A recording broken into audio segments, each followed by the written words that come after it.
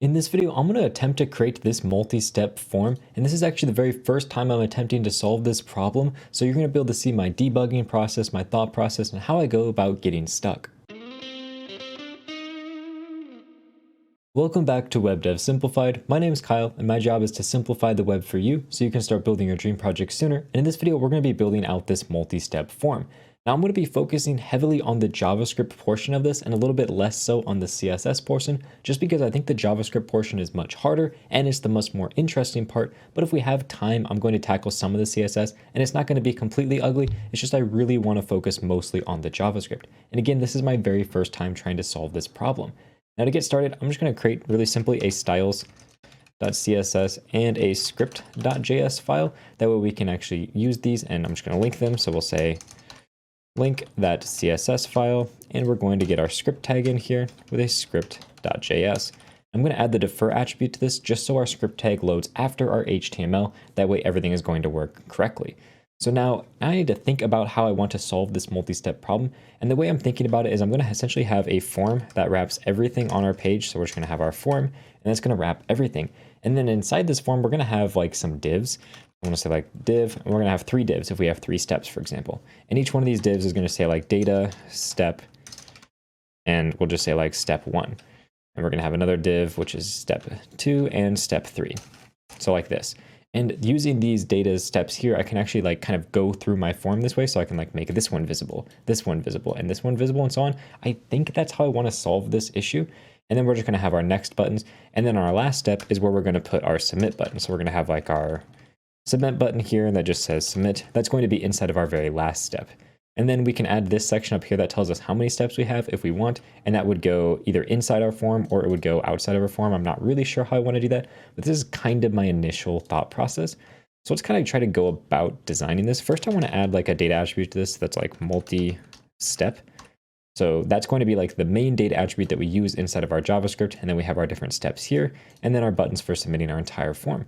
And if I do it this way, the nice thing is if I have inputs inside of here, so for example, I have an input, let's just say I have a text input here, this input is going to be inside of our overall form.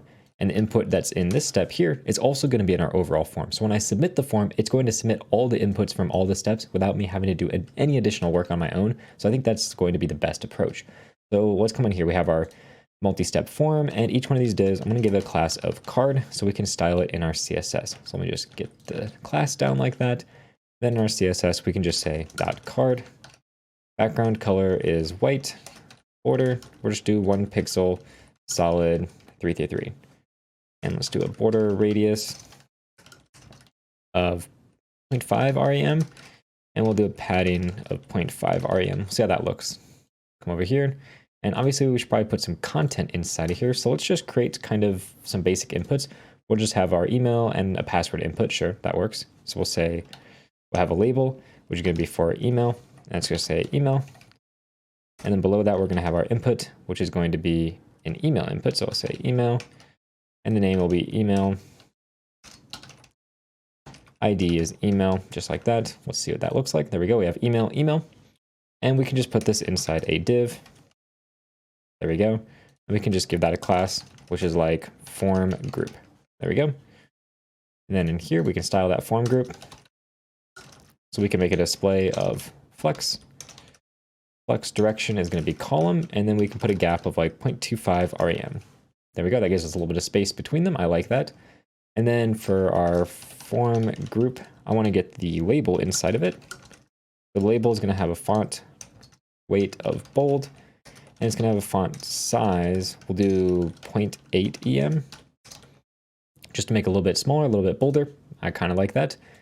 And we'll also change the color. So we'll change the color to like 333, so it's not quite as dark. There we go. And then for our input form group input, what I want to do for this is I want to give it a border radius of 0.25 rem. We'll do em. And we'll say our border is 1 pixel, solid 333. There we go. And also our font size, I want it to be 1 rem. Or yeah, that way it's just like a normal font size. And we obviously need to give it some padding, so we'll say padding is like 0.25 em, and we'll see what that looks like on all sides. There we go. I think that looks pretty good. And we can actually probably remove this gap Yeah, I like it without the gap. And then our form group is going to have a space on the bottom. So we'll say margin bottom is 0.25 rem. Do 0.5 rem. There we go. And then I want to make sure on our last form group that it has no margin. So we'll say margin 0. There we go. And I kind of actually like having that gap in there. So we'll say gap 0.25 rem. Make it em. Okay, now let's see what it looks like if we just copy this down. And instead of email, I want this to be a password field. There we go. So we have our email and we have our password. That looks pretty good. Now let's add in our submit button at the very end. So we'll just say button. This is just a normal button, not a submit button. So we need the type here to be button because by default it is submit. And we'll say next. We have our next button and we have our input fields. That looks pretty good. And I'm not too worried again about making it look beautiful. It just needs to look good enough. We can even give it a title. For example, we can say like, put it in H3, we'll say this is step 1. There we go. And we give this a class that says step title. Step title, margin 0, and we'll say margin bottom is 1 rem. There we go. And we'll just text align that in the center. Perfect. And for our cards themselves, let's give them a max width of maybe 300 pixels. Yeah, and we'll say margin 0 auto to make it in the center. There we go. That looks pretty good in my opinion. And we can also take our step title and we can say font weight normal. If we don't want it to be bold, I think it looks better bold, so we'll just keep it bold like that. There we go. This looks pretty good for our first step. Let's get our second step figured out. I'm just going to copy everything from our first step into our second step. The only difference is now we're going to have 2 buttons. We're going to have a previous and a next button, and we just want them to be side by side like that. That looks good. And instead of having email password in here, let's just say like address. So address, and the type here is just text. And then what else do we want to have? Maybe city. So I'll say city. This is going to be a type of text. And we'll do city. There we go. That's pretty similar to, like, let's say what they have over here. I mean, they have this. That's fine. We'll just do the city. So we just have 2 things inside here. Actually, let's make it 3 so we have a different number in this one. So we'll do city and we'll do like zip code.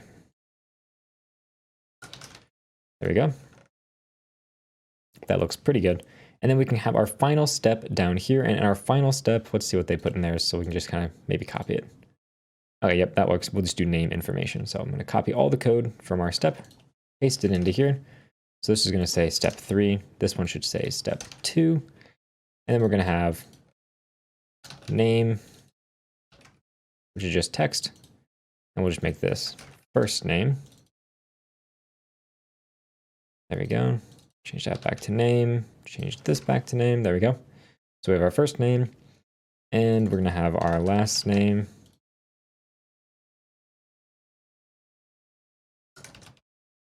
And we'll just leave 2 in here. That's fine.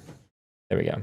Now if we look over here, we have our first step, our second step, and our third step. Obviously they're all showing up, which is not what we want, but that looks good. And we can get rid of the next button here. We don't need that in our last step. So we can go previous, previous next in our middle, and then next on our first one. That looks really good. Now we just need to make it so that they're only visible when they're active. So we're essentially going to give each of these steps an active class if we want it to be active. So let's just make this first one active by default. And we'll say here that we have our card. And we want to check to see if it is active. So if it's active, we'll change the display to black. Otherwise, by default, wherever we have our card selector, we'll set the display to none. There we go. So only our active step is showing up. That's perfect. That's our step 1. And as we change our different steps, we're going to change the display for all of those different items. Perfect. I really like how that's coming along. That looks good. And I think that's pretty much like the basics of what we're going to do for our HTML. We're going to add in some more code to make it a little bit better, but I think this is a good start for what we want. The next step, I believe, is going to be working on our JavaScript to make it so we can move between our different steps. So in our JavaScript, I first want to be able to select our multi-step form. So we can say const multi-step form is equal to document.querySelector of that data attribute. So we have our multi-step form. I want to get our form steps. And that's just going to come from our multi-step form. I want to query selector all of the data, what do I call it? let's see here, data step. So anything that has a data step property is going to be one of our form steps. And now what we can do is we can say that our current step is just going to be equal to whichever one the active step is. So I can say form steps dot find. I want to find this step that is active. So what we can do is we can just say step dot class list dot contains, or maybe it's includes active. I never remember which is the correct name here. So we'll say whichever one includes active is the one we're going to get. And then we're just going to try to get the step from it. So we'll say data step data set dot step. That should give us the number. And we want to parse that into an integer. So we'll say parse int of that value. So let's just see what that looks like. Console.log current step. Inspect. Go to my console. We already have an error. Form steps.find is not a function. Oh, and that's because I need to convert this to an array. Because right now it is like a DOM query selector all. I want it to be an array, and that'll hopefully get rid of that error. Includes is not a function, so it must be contains. There we go. There we go, and we get one being returned. Now, if we didn't have any active steps, let's say we didn't have the class active on any of these, then what would be returned would be something like null or 0. Let's see. We're getting NaN being returned. So we'll just say if the current step is NaN, then what I want to do is I want to take our form steps, and I just want to make the number 1 step the correct one. So we'll just say find, and I want to get the... Actually, we should probably order these steps first in the exact order that they go in. And in our case, we don't actually need to put this step here. So we're going to get rid of this because obviously the order of the steps should be the HTML order. So I'm going to get rid of the numbering. And here, instead of parsing the integer, what I'll just do is I'll just get the index. There we go. We're getting the index, and I'm just going to return the... Do I need the index? Yeah, I need the index. So I want to return the index for the step that is the correct one. So I can't use find for that. That wouldn't work very well. So instead what I want to do, we're going to get rid of this parseInt. We don't need this parseInt, all that stuff. So I want to get the index. So I think there's like a find index, right? Yeah, find index. There we go. That does exactly what I want. So this is going to give us the index. In our case, it should return NaN or undefined. Let's just do console.log current step. So it's returning -1. So -1 means that there is no current step. So if current step is less than 0, then what we want to do is we want to set the current step equal to 0. And we want to take our form steps of our current step, and we want to set the active class. We'll say class list dot add, and we want to add the active class. There we go. So now if we don't add the active class, it's going to automatically add it. Otherwise, if we add it to like step 2, this should hopefully print out the correct step. So if I inspect, go to the console, of course, it's not printing anything. That's because I got rid of the print. So we can say console.log current step. There we go. You can see it's printing out 1, which is the second element because it's index 1. That's exactly what we want. Otherwise, if we don't have an active class, it just defaults to the very first one. So far, so good. We have our current step set up. Now the next thing is to make it so we can transfer between the different steps. So I want to be able to get the buttons. So let's come in here. Our next button, we want to give it a data next property. So we can do that on all of our next buttons. Let's just say data next, and this is going to be data previous. And down here, we want to have our data previous. Now I can select all those different buttons based on our multi-step form here. So I can just say like const next. Actually, no, I don't want, I only want to get the next button from within the form step that we're currently on. Actually, no, it doesn't matter. What I can do is I can say multi-step form dot query selector all. Actually, I can just add an event listener. Yeah. I'll add an event listener to this. And what I'm going to do is add a click event listener. And I want to say, hey, if the e.target matches data next, that means I clicked on one of the next buttons. So what I want to do is I want to take our current step and I essentially want to add one to it because I want to go to the next one. Else if, there we go, our target matches the previous button, Then what I want to do is I want to take our current step and I want to subtract one. Otherwise, don't do anything. So now hopefully, if we just come in and we do a console.log of our current step, we should see our current step changes as we click the next button. So if I go to our console, click next, you can see it goes 1, 2, 3, 4, 5, 6. So it's constantly adding 1 every time I click a next button. That's perfect. Now all I need to do is essentially hide and show the correct step. So I can just create a function for that that says show current step. There we go. And I'm going to take in all my form steps. I can essentially just copy this code right here. I essentially want to take my form steps and I want to add that correct class, but I want to loop through them. So I'm going to say form steps.for each step and index. What I want to do is I want to toggle this class of active for the one where the index is equal to the current step. The reason I'm doing this is I want to remove the active class from the previous step and add it to the current steps. So let me just make sure we get step copied here. So what this does is it's saying, hey, add the active class if our index is equal to the current step, otherwise remove it. And then I can just call this function show current step. I can call it up here. And now if I save, click next, you can see we moved to step 2. Next, we move to step 3. Previous allows us to move back. So we're able to move through all of our different steps. That's good.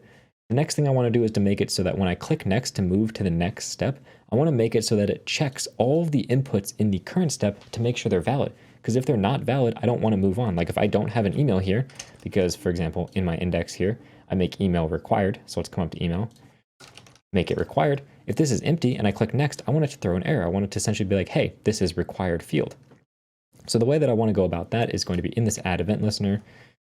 Let's see, we're going to have an else in here that just returns, first of all, because if we don't click next or previous, I want to do nothing. So that's what this return is for. Otherwise, if we click either of those, continue on with our code. There we go. So the next thing I want to do is I want to check my input fields for my current step. So I can say form steps of my current step.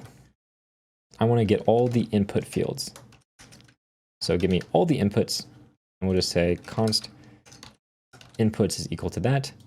And then I want to take my inputs, and if any of them, so if some of them are invalid, then I want to run some code. So inside each one of these, I want to say input.check.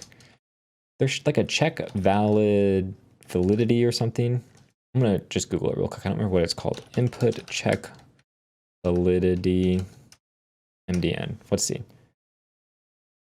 Yeah, check validity. So this is a function that you run, and essentially it pretends like you clicked submit for the inputs themselves and checks to see if they are true or false, like if they are valid or not. And if they're invalid, it returns false. Otherwise, it returns true. So let's just call that function. And let's just say const all valid equals. And then say if all valid, then we want to move on to the next step. So this is going to require me to change some code up here as well. So let me think. Instead of using data next and data previous, I'm going to change this a bit. So instead of data, no, I'm going to keep it the same. What I'm going to do is I'm going to just say if the target matches data next or oh yeah, if it matches data next, then I want to say incrementor equals 1. And here my incrementor is going to be equal to -1. We're just going to create an incrementor variable. There we go. And then what I can do is I can say if our incrementer is not, or if it's equal to null, return. What this is saying is, hey, if we click the next button, put my incrementer to 1, otherwise put it to -1 if we hit the previous button, and if we didn't hit either of those buttons, return. So we're essentially doing nothing if we don't click either of those buttons. Then what I can do is I can say, hey, my current step, I want to plus equal my incrementer. So I'm only changing my current step if everything is valid. So now when I click next, nothing is quite working. Let's inspect, go to the console, see what the issue is. Sum is not a function. Of course, again, I need to change this to an array. There we go. Now when I click next, it of course moved on, which it definitely should not have. Let me inspect, go to my console. What I want to do is I want to log out my inputs. Let's just make sure it's selecting all the inputs like it should. So click next. We're getting 2 inputs, the email and the password. Okay, that's correct. Now let's log out all valid as well. Oh, this shouldn't be some. This should be every. Because I want to make sure every input is valid, not just some of them. Now when I click next, you can see it turned false. That's good. It's not giving me my error message though. It should be giving me an error message, I believe, because I'm calling check validity. Let's see, check validity method checks whether the element has any constraints and whether it satisfies them. If the element fails, the browser fires a cancelable invalid element at the element and then returns false. Let's just go back to like HTML input element. There we go. Validity message. This is the empty string. Will validate.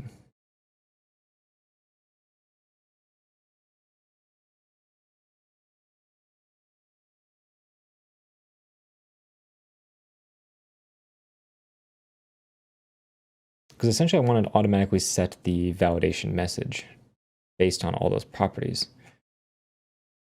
Methods, set custom validity. Report. I don't think report validity is what we want. I think that'll just return true or false without actually triggering anything. Yeah, that's not, oh no, that is what we want. Okay, there we go. So report validity is what we want because it's going to actually report to the user instead of just check validity. So now when I click next, it's saying, hey, fill out this field, it's not correct. And if I fill it out, click next, now it's saying, hey, it needs to have an @ symbol instead. So now I'm just going to be like, there we go. This should work. Now when I click next, boom, it moved on to the next step. That's exactly what I want. And just to make sure that this isn't firing accidentally, you can see I'm clicking all over the place. It's not firing that report validity until I click next, and then it's going to fire that input. And it looks like it's firing a lot of times. It's like really laggy when I click on this for some reason. Just to make sure things are as expected, I'm just going to do a console log here. Just to make sure I'm not like calling this function a million times by accident. So we click next. Okay, it's only coming in there one time, so it might just be something with the browser. It seems to be working fine though. So now once everything is correct, it's going to move on. So I'm going to make my password. I'm just going to remove required for now. That way we can easily, click next and move on to the next step without me having to manually enter all this information. And we're actually getting pretty far, I think, because now when I click submit, it's going to submit all that information. As you can see in my URL bar, it has all that information being passed along. So my form is actually submitting all of the information and we're checking the validation. So I think the multi-step portion for the actual form itself is pretty much done. Like I said, it's not too complex because all we have to worry about is this current step to make sure it's correct. And we're just making sure all of our inputs are correct as well. So that was fairly straightforward. I think the next thing I want to work on is going to be maybe making it a little bit prettier, give it some animation so that when we click next, it kind of animates in and out. Like this one over here has some really cool animations. We might not make ours quite as cool or complex as this, but at least do something I think would be really cool. Maybe we'll make it fade in and out, for example. So let's see if we can do that in our CSS. So when we add the active class, I want to make it fade into existence or fade out, or maybe like move off the side of the screen like this one is doing. This is doing like the moving in and out of the screen. Yeah, let's do that. Okay, so what we're going to do is our card, or our, what do we give this? Where's our format? I'm just going to give this a class of multi-step form. There we go. And now the main thing I want to do here is I want to say multi-step form overflow hidden. Because if we're going to make things move off the side of the screen, we don't want scroll bars. Because right now, if you look at this example, it gets scroll bars. Scroll bars are ugly. We don't want that. So now overflow hidden is going to get rid of those scroll bars for us. And our card on active, we want to essentially add animation to it. We want to make it move into place. But what we're going to do when we click on next to make it scroll in, this is making it come in from the left side. Let's just do that. I think that looks cool. So we're going to say transform, translate in the X direction is going to be 0. And the opacity is going to be 1. And we're going to just comment out this for now. So they're all going to be visible by default, or if we come up here, make display none, get rid of that. They're all visible by default. But originally what I want to do is I want to set my translate property here. I'm sorry, my transform property. I want to set the translate in the X direction to be really large. Let's say like 200%. So it's going to be really far off the side of the screen. And I want to set the opacity to 0. So the active one is going to kind of animate into the screen as long as we give it a transition. So we can say transition is going to be 200 milliseconds ease in out. Let's see, does that kind of give us the effect we want when we click next? Not quite. And obviously there are not all in the right place because they're all stacking on top of each other. That is not what we want. So we want to set the position of this to absolute, and we want to set our multi-step form to have a position of relative. That should allow them to stack all on top of each other. Why are they not showing up though? We need to give this like a top of 0, left of 0, width 100%. Let's see. I'm guessing it has something to do with like the width or heights not being defined. So, our multi-step form has no size.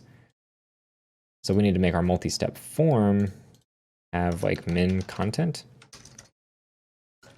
Width is min content. Actually, no, the height min content. I don't even know if you can do that on height. Let's just say 100%. Let's just give it a hard-coded value, like 300 pixels. Okay, so it does work if we give it a hard-coded value. Can't do like auto. Maybe what we want to do is we don't actually want to have them be position absolute by default. And instead, we only want them to be position absolute when they are inactive. Yes, we'll say position absolute when they're inactive. When they're active, position is going to be just static, which is the normal position. There we go. So now if I click next, okay, they are moving. This is a little bit quick in my opinion. Let's take this transition to like 500 milliseconds. There we go. They're kind of sliding weirdly in place. That does not quite look like I want it to, obviously. So when we go next, it's sliding in, and they're like sliding out and in. This is just kind of weird looking in my opinion. What is the best option for us? Because if we wait for one to fade out before we make the next one fade in, we don't have to worry about any of this position absolute stuff, which I think would be best. So when something becomes inactive, we want it to have a different transition than when it is active. So what we can do, we want to have a different animation, maybe? Let's see. We can put a transition delay on this, which say 500 milliseconds. So what should happen is when we click next, it goes out and then the next one comes in. And we also want to get rid of the display property. We want to make the element not there, essentially. So it looks like we probably want to do an animation for this, I guess. Let me think though. I think an animation is probably the only way we're going to get around this. Because we want to have it animate out and the next one animate in, but we don't want the one that's animated off the side of the screen to take up any space. We eventually want the display to be none. We want that to happen afterwards. I wonder if I just set the display here to none. This will probably break everything completely, but we'll just try it. Yeah, I kind of figured that would just break. Get rid of that. And also we need our transition to only be, let's just do an animation. We're just going to swap this completely to an animation. So we'll say keyframes, and this is going to be the slide animation. So at 0%, our keyframes are going to have a translate X, or sorry, it's transform translate X of 200%. And 100%, we're just going to have that. There we go. And we're also going to do an opacity too. So opacity here is going to be 1, and here an opacity of 0. So now we have our slide animation. So when it's active, we want to give it an animation of slide, which has a duration of 500 milliseconds, ease in, out, and do we want to change anything else about it? Forwards, yeah. So that it keeps the forward properties. Get rid of that. Get rid of that, get rid of that, get rid of that. Okay, so now we actually have our animations working. And we want to set the opacity here to 0. Or no. We can set the display property to none. No, that wouldn't work. That wouldn't work. Yeah, we could actually. I think we could. If we set the display here to none, we come down here to our active card, we then set the display to block. Yeah, there we go. Let me make sure. Let me see. Okay, there we go. Next. They're sliding in. Yep, they're sliding in. So it slides in, slides in, slides in. Now we just need to make it so it slides out. So I want my display block to only wonder if I can do this. Display none, display block. Let's see if this actually works. And make sure I get rid of display none up here. Because we also need to do our animation to make the thing leave as well. This one's going to have a 500 millisecond delay before it starts. I want it to be backwards, and I want it to be reverse animation. That doesn't quite do what I want. Yeah, that's not doing anything. Because when we have a card that's just default, I want the animation to be the reverse of the slide. I guess we could just do like a different animation. We could do like a fade animation, because that's kind of what they've done. So the fade animation is going to be opacity 0, and we're going to be changing the scale from 1, and we're going to be dropping that scale by quite a bit. So that's, let's say, 50% of the way through our animation. Our scale is going to go down to 0.75, and our opacity is going to hit 0. So by default, our opacity is 1, our scale is 1, and then here our scale is going to go all the way down to 0 to 100%. This actually might fix all of our issues that we're running into. So let me just copy this up. This is going to be our scale animation. We don't need it to go in reverse. We want it to be forwards. I'm sorry, not scale, fade. Okay. So our fade should not delay. Our slide should delay. There we go.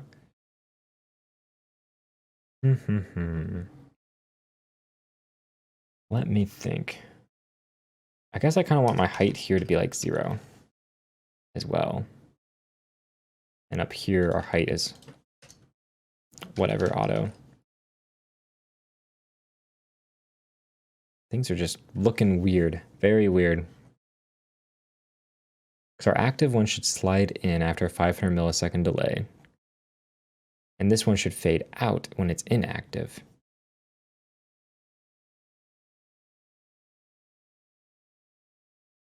Because let's just look at what our card looks like. So our card has an animation on it. This fade animation.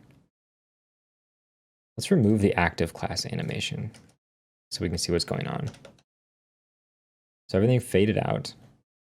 Get rid of this height stuff too. And we also want the opacity to stay 0. There we go. So everything's fading out. That's good. And in our active one, let's just say animation none. Yeah, so it's doing the fade out. That's what I wanted. If we add this animation back in, it's working kind of like we want it to, but not quite. Because the position is, like, it's appearing immediately in that position. So I wonder if I can say both instead of just forwards. There we go. Now it fades and the next one slides in. That's perfect. Now we just need to make it so the thing disappears once the transition finishes. And I believe JavaScript is going to be what we need to do for that. Because I don't think we can like put display none on here. Let's see. Yeah, because even if I do like display block and then display none, I don't think that's, yeah, that's not doing anything, unfortunately. So what I need to do, I wonder if I could actually do display block on this and set this to be display none. Obviously, no, that wouldn't work though, because we don't get the animation. So yeah, I think we're going to use JavaScript for this. So what we can do is we can just take our form steps, and for each one of them, we can do like a transition end animation. So form steps dot for each step. What I want to do is I want to add an event listener on transition end, or maybe it's animation end. Let's see. JS animation end. Oops.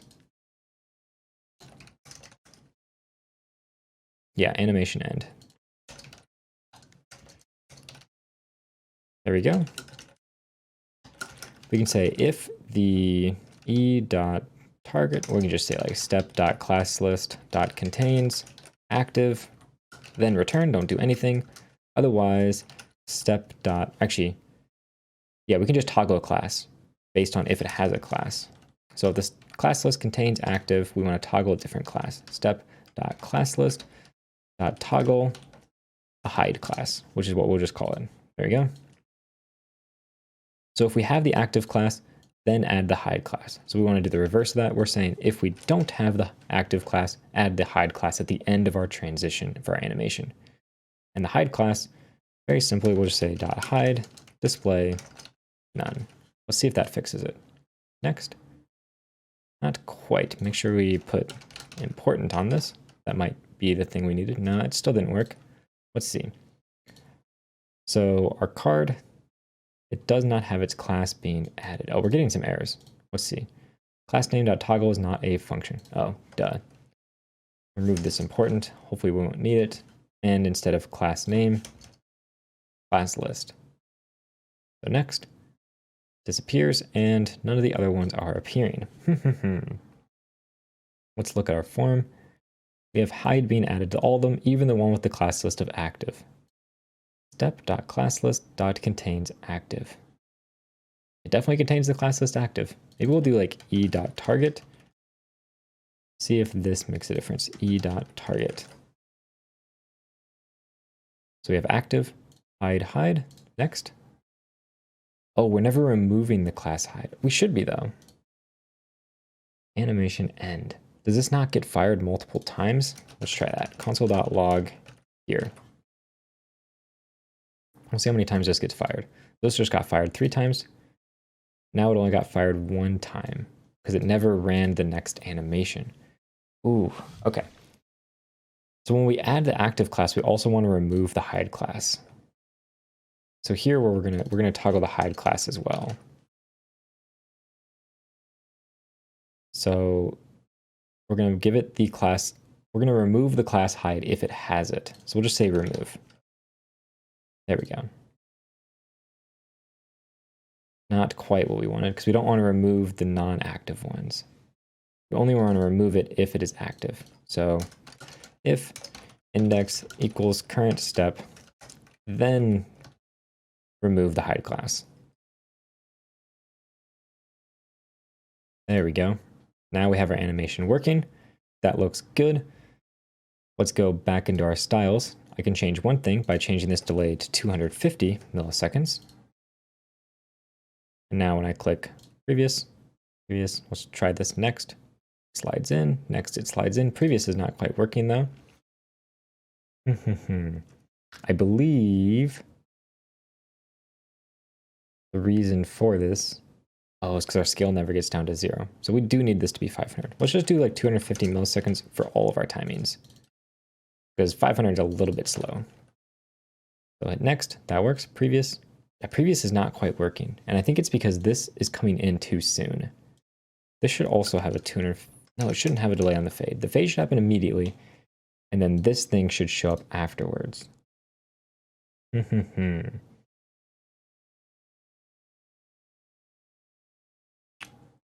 Just thinking here, because we're removing the class list from the active one before it's actually visible. So maybe what we need to do is, when our animation ends, what I want to do is I want to get the current step. So we'll say form steps of current step, and I want to remove the hide class from it only after our animation ends. Let's see if that fixes it. That works. Previous also works. Okay. So now what I can do is I might be able to come in here and say like 125 on this. That appears to be working. So the reason that I had to change this was because I wanted to make sure that I only remove the hide class as soon as it should start doing its animation. So now we're able to like make this fade out, next one scrolls in, make it fade out, next one scrolls in. I think that looks really good. And this is like the perfect design for a multi-step form. And that's all it takes to create this multi-step form. If you enjoyed this video, you're going to love my other live coding videos, linked over here. And with that said, thank you very much for watching and have a good day.